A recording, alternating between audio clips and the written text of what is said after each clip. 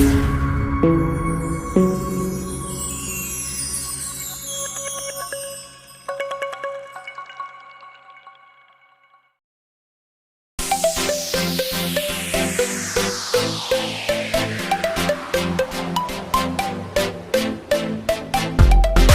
साथियों, इस वीडियो के माध्यम से मैं राम प्रताप मुंड आपको विद्यार्थियों की अपार आईडी किस प्रकार से जनरेट की जानी है और किन विद्यार्थियों की अपार आईडी जनरेट की जानी है उसकी पूरी प्रक्रिया आपको बताने वाला हूं।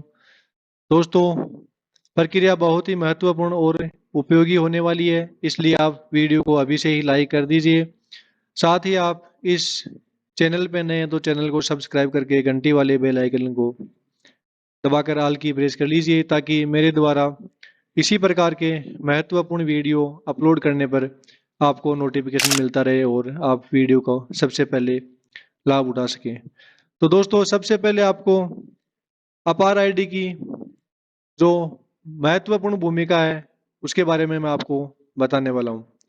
अपार ID automatic permanent account registry है, जिसमें विद्यार्थी की शैक्षणिक जो कुंडली है उसका रिकॉर्ड इस अपार आईडी पे मेंशन रहेगा। अपार आईडी कक्षा 1 से लेकर के 12वीं क्लास तक सभी बच्चों की आपको जनरेट की जानी है। अपार आईडी जनरेट करने की पूरी प्रक्रिया मैं आपको लाइव वीडियो के माध्यम से बताऊंगा। तो दोस्तों, सबसे पहले आप अपने कंप्यूटर या मोबाइल में जो भी ब्राउजर यूज कर रहे हैं उस ब्राउजर पे आपको क्लिक करना है। जैसे मैं गूगल क्रोम का इस्तेमाल करूंगा तो मैं गूगल क्रोम पे जैसे ही क्लिक करूंगा तो गूगल क्रोम का ये होम पेज खुल जाएगा। उसमें आपको यूडाइस प्लस की वेबसाइट लॉगिन करनी है। वेबसाइट लॉगिन करने के बाद में इसमें राइट साइड में लॉगिन फॉर ऑल मॉड्यूल का ऑप्शन है। लॉगिन फॉर ऑल मॉड्यूल पे आप जैसे ही क्लिक करेंगे उसमें अपार आईडी मॉड्यूल है वो स्टूडेंट जो मॉड्यूल है उसमें जोड़ा गया है। आपको स्टूडेंट मॉड्यूल ओपन करना है। इसमें आप जिस भी स्टेट से बिलोंग कर रहे हैं उस स्टेट को आपको सिलेक्ट करना है, उसके बाद में गो करना है। गो करने के बाद में आप अपने विद्यालय का डाइस कोड यहाँ पर आपको एंटर करना है। विद्यालय का डाइस कोड और पासवर्ड आपके पास अवेलेबल है, वो इसमें आईडी और पासवर्ड डाल के इसको लॉगिन करनी है। जैसे ही आप लॉगिन करेंगे तो इसमें सेलेक्ट ईयर, जो करंट ईयर 24-25 है उसको आपको सिलेक्ट करना है। अभी वर्तमान में 2024-25 डेटा पर कार्य चल रहा है, तो 2024-25 को आपको सिलेक्ट करना है। जैसे ही आप 24-25 सिलेक्ट करेंगे ये विंडो आपके सामने प्रदर्शित हो जाएगी, इसको आपको क्लोज करना है। अब अपार आईडी जनरेट करने से पहले आपको सभी विद्यार्थियों की जनरल प्रोफाइल, इनरोलमेंट प्रोफाइल और फैसिलिटी प्रोफाइल कंप्लीट करनी अनिवार्य है। उससे पहले जनरल प्रोफाइल, इनरोलमेंट प्रोफाइल और फैसिलिटी प्रोफाइल कंप्लीट करने से पहले आपको विद्यालय की प्रोग्रेशन एक्टिविटी को कंप्लीट करना है। विद्यालय की प्रोग्रेशन एक्टिविटी को कंप्लीट करने के लिए विद्या प्रोग्रेशन एक्टिविटी का इस्तेमाल किया जाना है। जैसे ही आप प्रोग्रेशन एक्टिविटी पे क्लिक करेंगे तो आपके सामने यह विंडो प्रदर्शित हो जाएगी। इसमें आपको गो पे क्लिक करना है। जैसे आप गो पे क्लिक करेंगे तो आगे क्लास सेलेक्ट करने के लिए बोलेगा। आप जिस क्लास की प्रोग्रेशन एक्टिविटी कंप्लीट करना चाहते हैं उस क्लास को सिलेक्ट करिए। इसमें सारे बच्चे प्रदर्शित हो जाएंगे। इसमें लास्ट में फाइनलाइज्ड का ऑप्शन आपको मिलेगा। अभी इस विद्यालय द्वारा सभी विद्यार्थियों की प्रोग्रेशन एक्टिविटी फाइनलाइज की हुई है, तो इसमें वो ऑप्शन हाइड है। यहाँ पर फाइनलाइज्ड का आपको ऑप्शन मिलेगा। फाइनलाइज्ड पे क्लिक करते ही ये सारी स्टूडेंट का प्रमोशन एक्टिविटी कंप्लीट हो जाएगी। उसके बाद में आपको यहाँ फाइनलाइज प्रोग्रेशन पे क्लिक करना है। जब तक ये प्रोग्रेशन फाइनलाइज नहीं करोगे तब तक अपार आईडी जनरेट नहीं हो पाएगी। तो फाइनलाइज प्रोग्रेशन पे आपको क्लिक करना है। फाइनलाइज्ड प्रोग्रेशन पे क्लिक करने के बाद में आपके सामने ये है विंडो प्रदर्शित हो रही है। इसका मतलब इस विद्यालय की प्रोग्रेशन एक्टिविटी कंप्लीट है। कंप्लीट नहीं है, जिन विद्यालयों द्वारा प्रोग्रेशन एक्टिविटी कंप्लीट नहीं की गई है तो उसमें यहाँ पर चेक बॉक्स का निशान आएगा, उस चेक बॉक्स पे क्लिक करके नीचे फाइनलाइज्ड प्रोग्रेशन का ऑप्शन मिल जाएगा, तो वो फाइनलाइज्ड करना है। जैसे ही आप फाइनलाइज कर दोगे तो ये है विंडो आपके सामने प्रदर्शित हो जाएगी। इसका मतलब इस विद्यालय की प्रोग्रेशन एक्टिविटी कंप्लीट है। अभी बारी आती है जनरल प्रोफाइल, इनरोलमेंट प्रोफाइल और फैसिलिटी प्रोफाइल को कंप्लीट किस प्रकार से किया जाना है। उसके लिए आपको स्टूडेंट, ऑल स्टूडेंट पे क्लिक करना है। उसमें एक्टिव स्टूडेंट पे जैसे ही क्लिक करोगे विद्यालय के सारे स्टूडेंट इसमें प्रदर्शित हो जाएंगे। उसमें वैलिड देखो, इसमें आधार नंबर वैलिडेशन नहीं है तो वैलिडी आधार नंबर वैलिड करना है।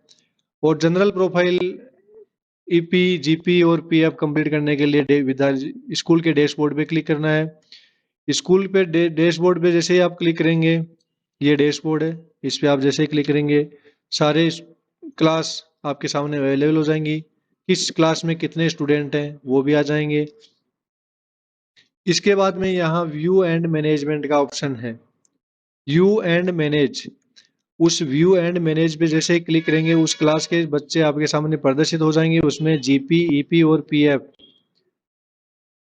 जीपी ईपी और पीएफ ये रेड बॉक्स में आए तो इसका मतलब वो कंप्लीट नहीं है। यहाँ पर इन प्रोग्रेस या पेंडिंग जो भी लिखा हुआ है इसका मतलब इस स्टूडेंट की जीपी ईपी कंप्लीट नहीं है। ग्रीन में लिखा हुआ आ रहा है ईपी जीपी पीएफ वो कंप्लीट है।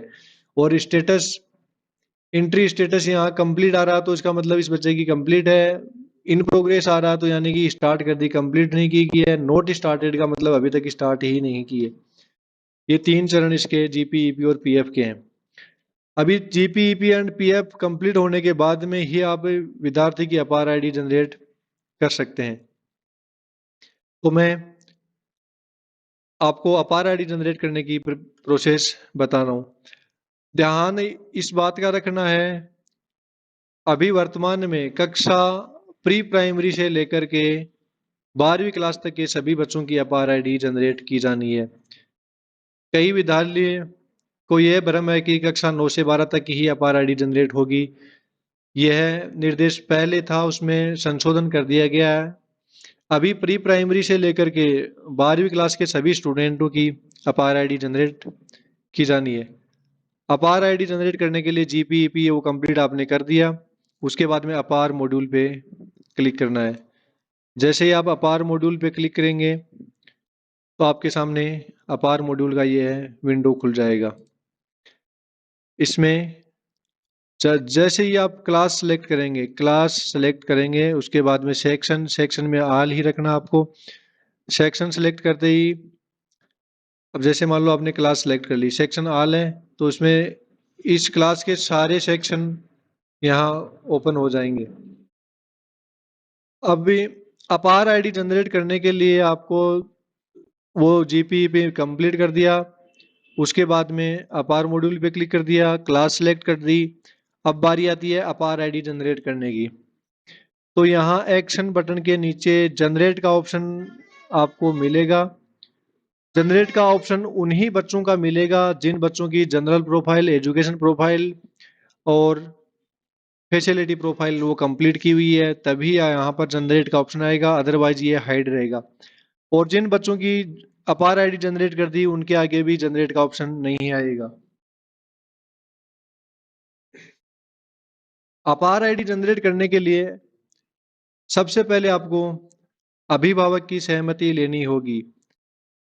सहमति पत्र इस वीडियो के आप डिस्क्रिप्शन में आपको मिल जाएगा।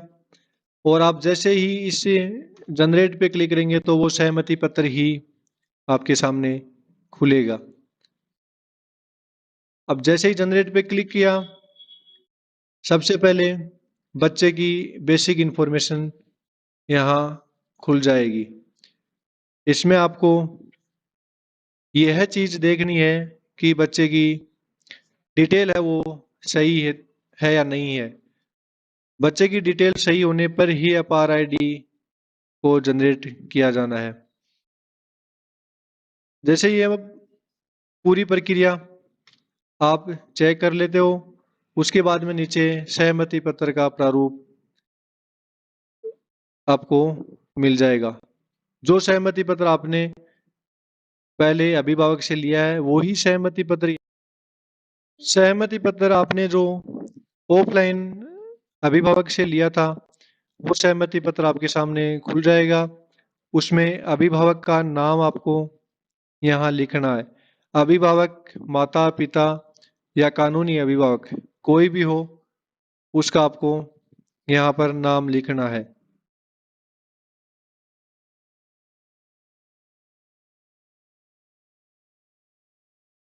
नाम लिखने के बाद में यहाँ से उसका जो फादर मदर या लीगल गार्जियन है उसको आपको सिलेक्ट करना है।